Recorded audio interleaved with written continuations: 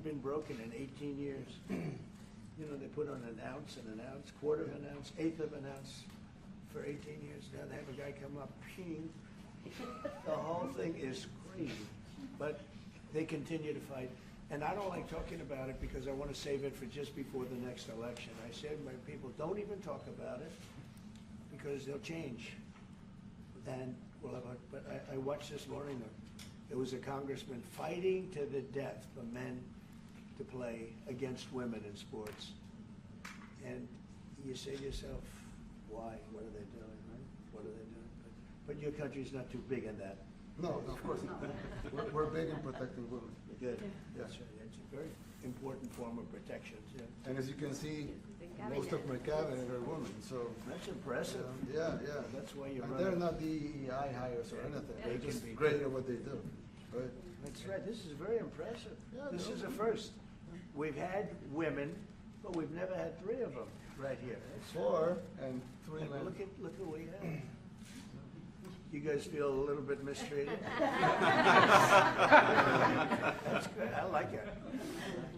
We've been advanced. I've been very advanced in that regard too. We have Pam, who's been so Yes, I know. fantastic. Christy. Christy, and the most powerful woman they see I anywhere. know, exactly. She's rated. They're all afraid of her. Susie Wells, they say, oh, she's tough. Yeah. Most powerful woman in the world, according to magazines. What do I know? Yes. But I think she probably is. Yeah, she probably is. You know, she probably is. Congratulations. And you know, Stephen has done such a great job. Thank you, sir. We have great He's people. very famous too. But we love working with him. He really lets them have it, right? Yeah, exactly. There's no games. No. It's very good. He knows. Do you have any questions, please? President Trump? No, let's not start Mr. with President. CNN because they're just so Mr. President. wrong. Yeah, please. Yeah, thank you, Mr. President. You repeatedly mentioned last night that Russia's attack on Ukraine was a mistake. What is the exact mistake? And had you given Putin a deadline to actually move toward a ceasefire? The mistake was letting the war happen. If Biden were competent, and if Zelensky were competent, and I don't know that he is, we had a rough session with this guy over here. He just kept asking for more and more. That war should have never been allowed to happen. That war, I went 4 years and Putin wouldn't even bring it up. And as soon as the election was rigged and I wasn't here, that war started. There was no way that war should have been allowed to happen. And Biden should have stopped it, and you take a look at Putin. I'm not saying anybody's an angel, but I will tell you, I went 4 years and it wasn't even a question. He would never, and I told him, don't do it, you're not gonna do it. And it was the apple of his eye, but there was no way that he would have done it. All you had to do is lower oil prices. If you lowered oil prices, Biden kept the prices so high because he made it impossible to get it. If you lowered oil prices, you would have never had the war. But you wouldn't have had it with me anyway. That war would have never happened. And I think it's a great abuse. So now what do? You get a country where 25% of its land is gone, and the best locations, where millions of people are killed. You know, you haven't reported accurately the death. And this was Biden's war, and I'm trying to stop it. And I think we're going to do a good job. I hope we're going to do it. They lose 2,500 young people a week, think on average. Now they're Russians and they're Ukrainians, but it's 2,000, we don't care, it's like whatever it is. They're not from your country, they're not from mine, but I want to stop it. 2,500, it's a killing field. It's like the Civil War. You take a look, I look at the satellite pictures. This should not be happening in our time. Of course, our time can be pretty violent, as we know. But that's a war that should have never been allowed to start. And Biden could have stopped it, and Zelensky could have stopped it, and Putin should have never started it. Everybody's to blame. Have you spoken to President Zelensky, sir, about his offer to purchase more Patriot missile batteries? Oh, I don't know. He's always looking to purchase missiles, you know. He's against, listen, when you start a war, you got to know that you can win the war, right? You don't start a war against somebody that's 20 times your size and then hope that people give you some missiles. If we didn't give them what we gave, remember, I gave them javelins. That's how they won their first big battle with the tanks that got stuck in the mud, and they took them out with javelins. They have an expression that Obama at the time, Obama gave them sheets and Trump gave them javelins. but just something that should have never happened. It's a really shame. The towns are destroyed. Towns and cities are, largely destroyed. They have the spires, the beautiful spires that go up. They say they were the most beautiful in the world in Ukraine for whatever reason, but the most beautiful in the world, they're mostly laying on their side, shattered and broken. And most importantly, you have millions of people dead. Millions of people dead because of 3 people. I would say 3 people. Let's say Putin, number 1, but let's say Biden, who had no idea what the hell he was doing, number 2, and Zelensky. And all I can do is try and stop it. That's all I want to do. I want to stop the killing. And I think we're doing well in that regard. I think you'll have some very good proposals very soon. Last question, sir. Have you attributed a motive through the FBI investigation behind the attack on Governor Josh Shapiro over the weekend? No, I haven't, but the attacker was not a fan of Trump, I understand, just from what I read and from what I've been told. The attacker basically wasn't a fan of anybody. It's probably just a whack job. And certainly a thing like that cannot be allowed to happen. Is your good relation with President Bukele the best guarantee that this time you won't terminate the temporary protected status? I have a great relationship with this man. El Salvador? I have the best relationship with him. We've known each other. I've known him since he was a very young man, as I said, very, very young, and I was impressed. I said, look at this guy is, in fact, you sort of look like a teenager. You look like a teenager. I said, what kind of a country is this? He grew up well in the last 5 years. Do you support the extension for nationals of El Salvador under I temporary support protected him. status? Do you plan to ask Let's hear the question from this very low-rated anchor at CB. Thank you, at President. CNN. Do you plan to ask President Low-rated. Bukele to help return the man who your administration says was mistakenly Which one is that? deported? The man who was mistakenly deported to El Salvador? Well, let me ask Pam, would you answer that question? Sure, President. First and foremost, he was illegally in our country. He had been illegally in our country. And in 2019, 2 courts, an immigration court and an appellate immigration court, ruled that he was a member of MS-13 and he was illegally in our country. Right now, it was additional paperwork had needed to be done. That's up to El Salvador if they want to return him. That's not up to us. The Supreme Court ruled, President, that if, as El Salvador wants to return him, this is international matters, foreign affairs, if they wanted to return him, we would facilitate it, meaning provide a plane. So will you return him, And President Bukele? you are doing a great job. Thank you. ¿Usted estaría dispuesto Stephen a Miller, regresar wait a al minute. presidente Can you Bukele? just also respond to that question? Because, it's asked by CNN, and they always ask it with a slant, because they're totally slanting, because they don't know what's happening. That's why nobody's watching them. But would you answer that question also, please? Yes, gladly. So, as Pam mentioned, there's an illegal alien from El Salvador. So, with respect to you, he's a citizen of El Salvador. So, it's very arrogant even for American media to suggest that we would even tell El Salvador how to handle their own citizens as a starting point. As 2 immigration courts found that he was a member of MS-13. When President Trump declared MS-13 to be a foreign terrorist organization, that meant that he was no longer eligible under federal law, which I'm sure you know, you're very familiar with the INA, that he was no longer eligible for any form of immigration relief in the United States. So he had a deportation order that was valid, which meant that under our law, he's not even allowed to be present in the United States and had to be returned because of the foreign terrorist designation. This issue was then, by a district court judge, completely inverted, and a district court judge tried to tell the administration that they had to kidnap a citizen of El Salvador and fly him back here. That issue was raised with the Supreme Court, and the Supreme Court said the district court order was unlawful, and its main components were reversed 9-0 unanimously, stating clearly that neither Secretary of State nor the President could be compelled by anybody to forcibly retrieve a citizen of El Salvador from El Salvador, who again is a member of MS-13, which, as I'm sure you understand, rapes little girls, murders women, murders children, is engaged in the most barbaric activities in the world, and I can promise you, if he was your neighbor, you would move right away. So you don't plan But to the ask for Supreme anything Court is to get him asking back? And that- what was the Facilitate ruling his release. in the Supreme Court, Steve? Was it 9-0? Yes, it was a 9-0 In our favor. in our favor against the district court ruling, saying that no district court has the power to compel the foreign policy function of the United States. As Pam said, the ruling solely stated that if this individual, at El Salvador's sole discretion, was sent back to our country, that we could deport him a second time. Well, I, No version of this legally ends up with him ever living here because he is a citizen of El Salvador. That is the president of El Salvador. Your questions about it, per the court, can only be directed to him. I asked ¿Usted lo President liberaría, Bukele, what do you- Presidente what is your- Bukele? Can President Bukele weigh in on this? Do you plan to return him? Well, I'm suppose you're not suggesting that I smuggle a terrorist into the United States, right? It's always How the can other. how can I smuggle, how can I return him to the United States? Like, I smuggle him into the United States, or what do I do? Of course, I'm not gonna do it.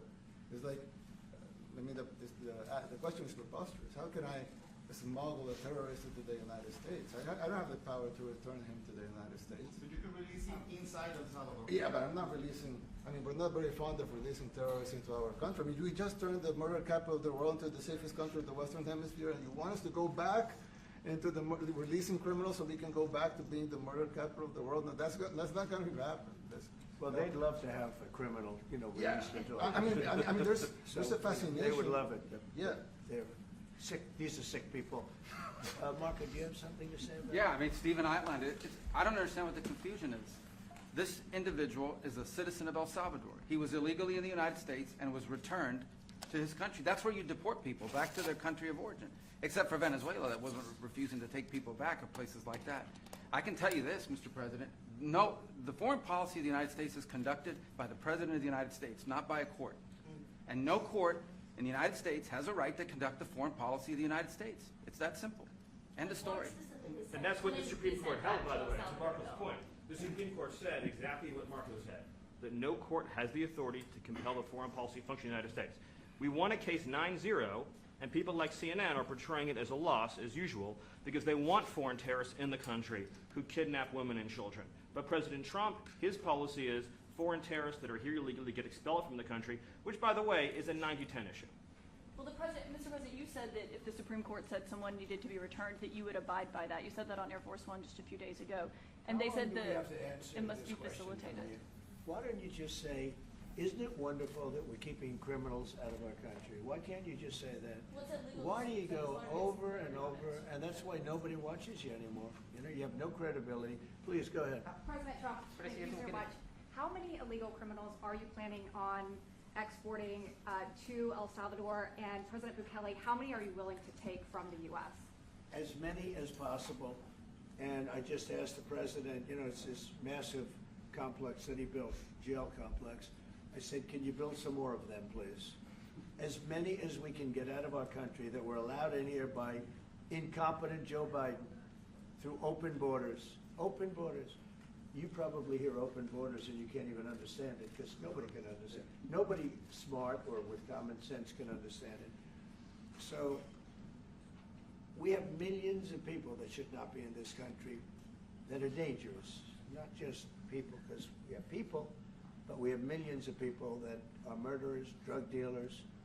They've been allowed to come into our country by other countries that were very smart. When they heard that this very low IQ president, and by the way, I took my cognitive exam as part of my physical exam, and I got the highest mark, and one of the doctors said, sir, I've never seen anybody get that kind of, that was the highest mark.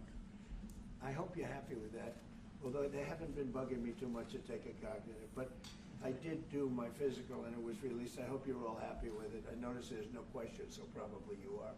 But the cognitive, they said to me, sir, would you like to take a cognitive test? I said, did Biden take one? No. Did anybody take one? No, not too many people took them. I said, what about Obama? Did he take one? No, he didn't take one either. I said, let me be the only one to take one. But I've actually taken them 3 times already. I like taking them because they're not too tough for me to take. But we had a great physical exam, so I know you're going to ask that. And the doctors who are total professionals, Walter Reed Medical Center, they're great people. And I visited a soldier that was badly wounded, incredible soldier, lost his leg, and who spent a lot of time with him. I mean, great with his mother, and it was really a very great thing. They do a phenomenal job. I just want to say, Walter Reed, I was there for, what, 5-6 hours. You were there with me. But I took a full physical, and it came out perfecto, so that's good. She got me for a little longer. Would the U.S. be willing to pay for those facilities to be opened if new ones were going to be built? I'd do in El something, Salvador? we'd help them out, yeah. We help them. They're great facilities, very strong facilities, and they don't play games. I'd like to go a step further. I mean, I said it to Pam, I don't know what the laws are. We always have to obey the laws, but we also have homegrown criminals that push people into subways, that hit elderly ladies on the back of the head with a baseball bat when they're not looking, that are absolute monsters. I'd like to include them in the group of people to get them out of the country, but you'll have to be looking at the laws on that, Steve, okay? How essential is it for you guys to be locking up these prisoners? And do you think more presidents should follow suit like you guys as far as taking a hard stance on crime here in the United States? Well, I do. I think everybody has to. I mean, the president said it better than anybody. He said, you know, you have liberty and you have to have liberty, but to have liberty, not everybody is gonna be good. And you know, some are bad because they're sick. They're mentally deranged, they're bad. Why do you think Then you have to take them, if you're gonna have a country, you're gonna have to take those people out. And we've been doing that. But this was like an unforced error, they would call it, where we had people that may hate our country, or maybe they're just stupid people. I think they're probably stupid people more so. A lot of people said they did it for the vote. But I did better with Hispanic people than they did, because they always use Hispanic. I did better. You people love me. I saw my poll numbers in your country up through the roof, right? 91%. Some people think they do it for the vote. But they don't have to do it for the vote. They cheat, you know, they're professional cheaters. That's about the only thing they do well. So we just have had a great relationship, and it's become bigger because of a strange thing that happened. You know, I came back, we had no war in Ukraine, we had no October 7th Middle East problem, we had nothing, we had no inflation, we didn't have the Afghanistan most embarrassing moment in the history of our country, the Afghanistan, not withdrawing, because I would have been out, you know, I had it all set to bring people out with dignity and pride. That was the worst, most embarrassing moment in the history of our country, Afghanistan. We didn't have any of that. You wouldn't have had the war with Russia, Ukraine. You wouldn't have had the Middle East problem because Iran was broke. They had no money because we had secondary sanctions on and lots of other sanctions. And now every single thing, got a problem with Iran, but I'll solve that problem. That's almost an easy one. We got to solve a war that should have never started, Ukraine and Russia, and we'll get that solved. And we have to solve problems, and we already solved inflation. You know, if you look at the numbers are incredible, actually. Stock market's up, and we're not letting other countries take advantage of this country like they have for the last 40 years. So thank you very much. You have a question, please? Yes, Mr. President, thank you so much. You scored another major investment win this morning when NVIDIA pledged to build its AI supercomputer, the first time ever, right here in the United States. Thank you. That's a question I like. That's true. What is your reaction to this announcement, sir, and how will this positively benefit Americans across the entire country? Well, it's one of the biggest announcements you'll ever hear, because NVIDIA, as you know, controls that almost the entire sector, which is one of the most important sectors in the world, between chips and semiconductors and everything else. And they're the biggest. And the other biggest we already have coming in is spending $300 billion, as you know. They announced 2 weeks ago. But NVIDIA is so highly respected. And this was an announcement that a lot of people, I knew it was going to happen, but not to the extent that it happened. It's big. And the reason they did it is because of the election on November 5th and because of a thing called tariffs, as I say, the most beautiful word in the dictionary. After love, God, relationship.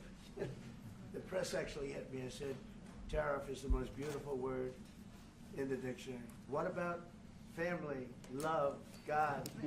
I got hit even on that. You understand? I said, okay. So now I say it's my 5th most favorite word, because they get you on anything.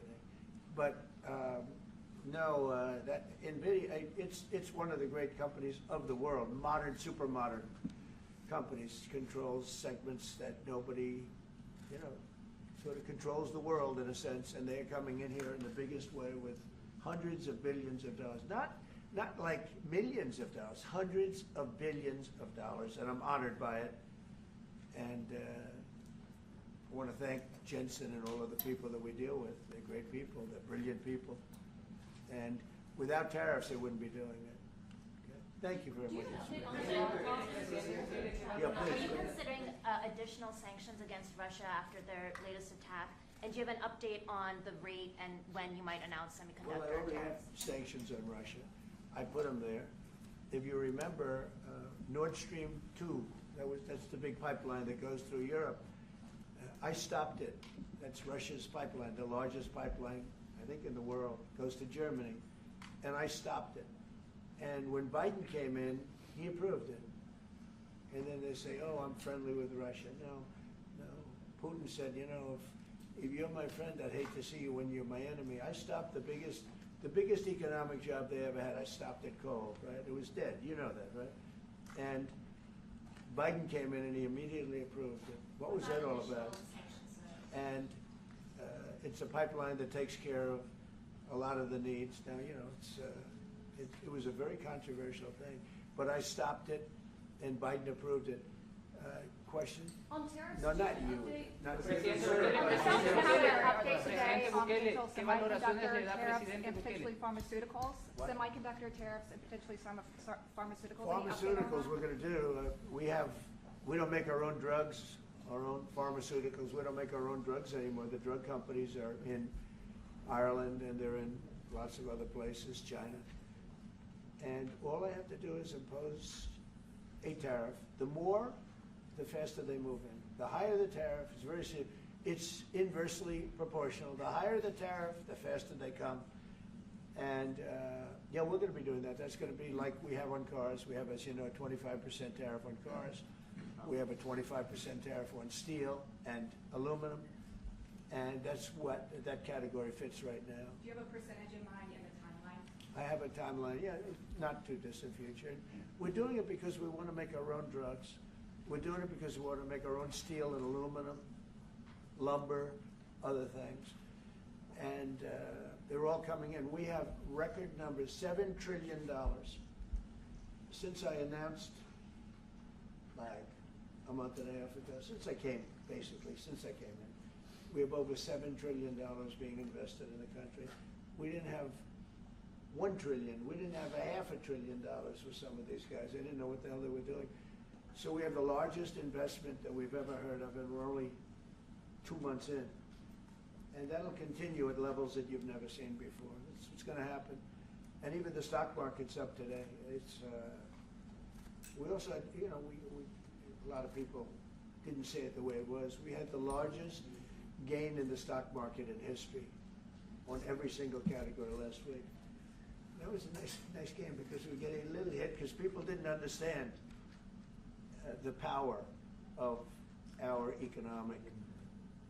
our country economically if you use it right. Do you have something to say on that, JD?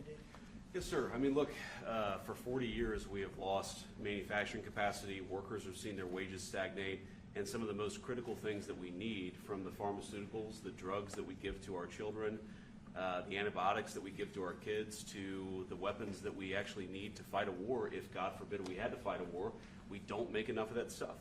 And so President Trump ran explicitly on changing that.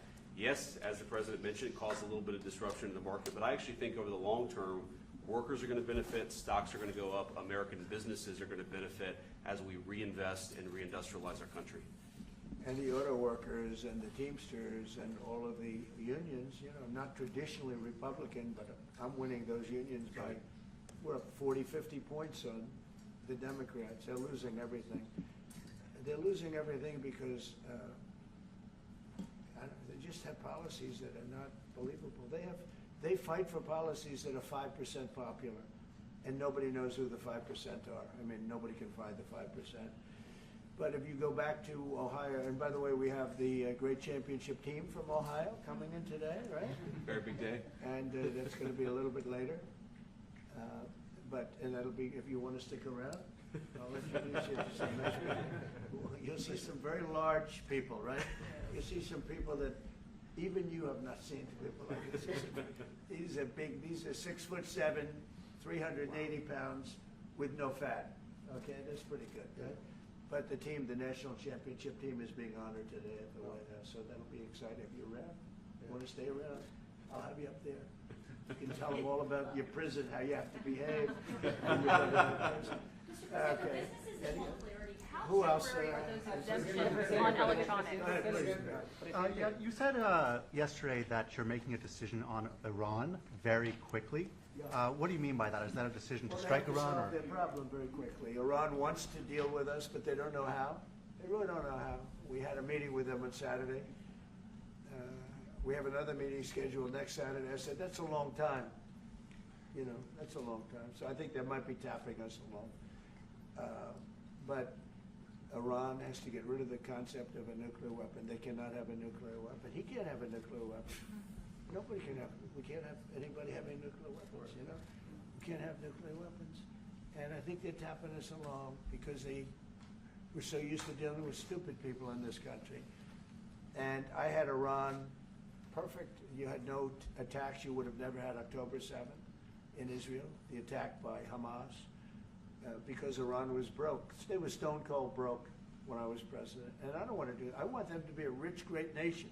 The only thing is, one thing, simple. It's really simple. They can't have a nuclear weapon. And they got to go fast because they're fairly close to having one. And they're not going to have one. And if we have to do something very harsh, we'll do it. And I'm not doing it for us, I'm doing it for the world.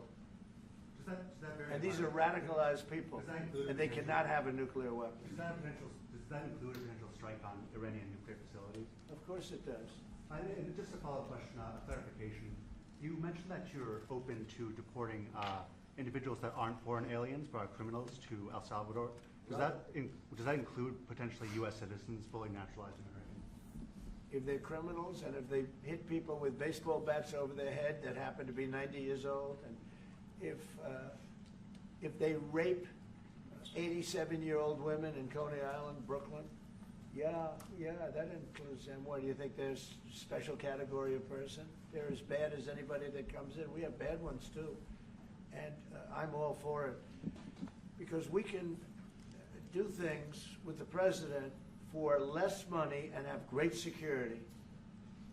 And we have a huge prison population. We have a huge number of prisons, and then we have the private prisons, and some are operated well, I guess, and some aren't. But he does a great job with that. We have others that we're negotiating with too. But no, if it's a homegrown criminal, I have no problem. Now, we're studying the laws right now. Pam is studying. If we can do that, that's good. And I'm talking about violent people. I'm talking about really bad people. Really bad people. Every bit as bad as the ones coming in. And I made the statement when I heard about this a long time ago now, 4 years ago. When I heard that this guy was having open borders, I said every single criminal from all over the world is going to be dumped into our country. And that's what happened. The jails of the Congo were emptied out. The jails of Venezuela were emptied out. And you know what happened? Their crime went way down. But now Venezuela has other problems. You know what the problem is? They have no money. Yeah. Because I shut off their oil, and we put secondary tariffs because they're not doing what's right over there. They know what to do.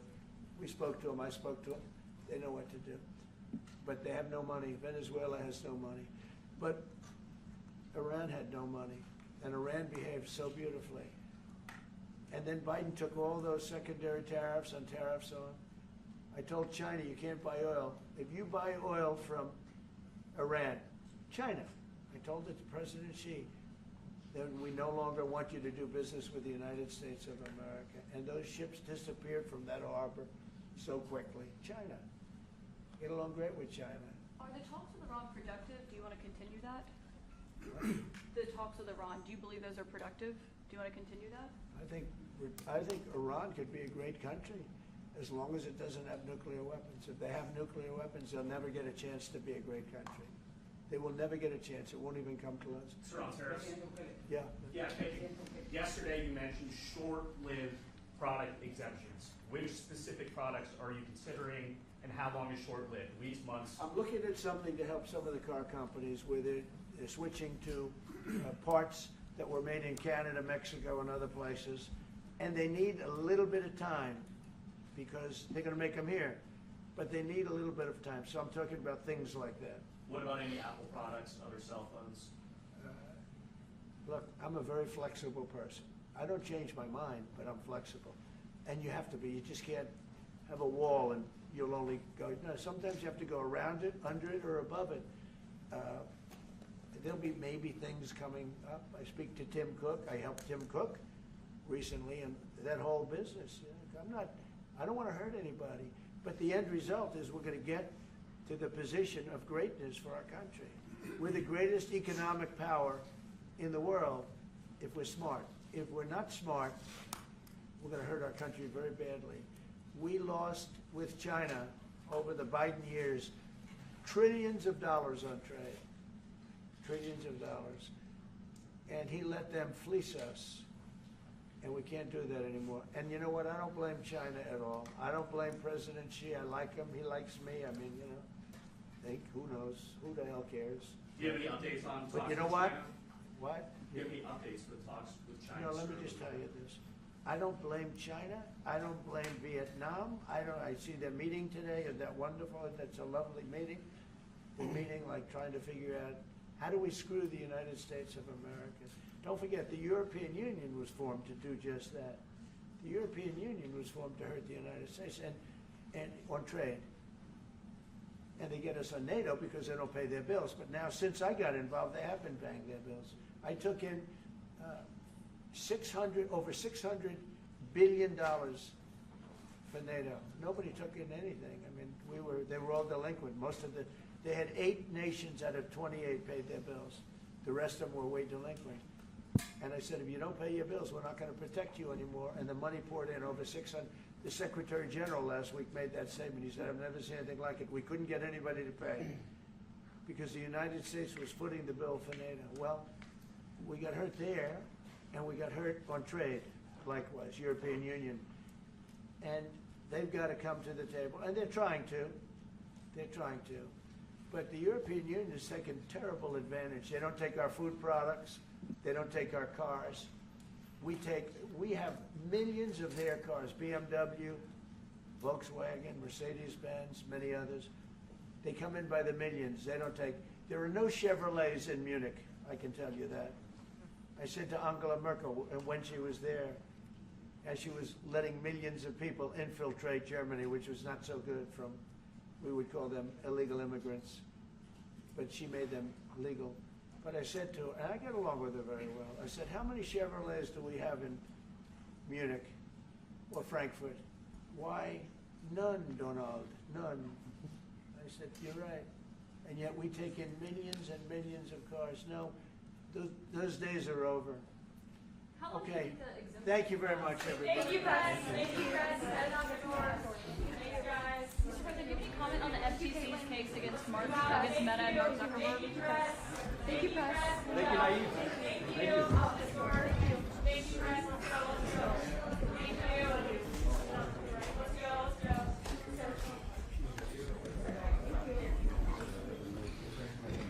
Thanks, guys.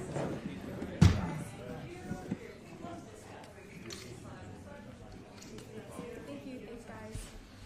Thank you, Press. Thank you, Press. Thank you, Press. Keep Thank you, coming. Press. Keep going. Keep going. Keep going. Thank you, guys. Keep going. Thank you. Thank you. Thank you.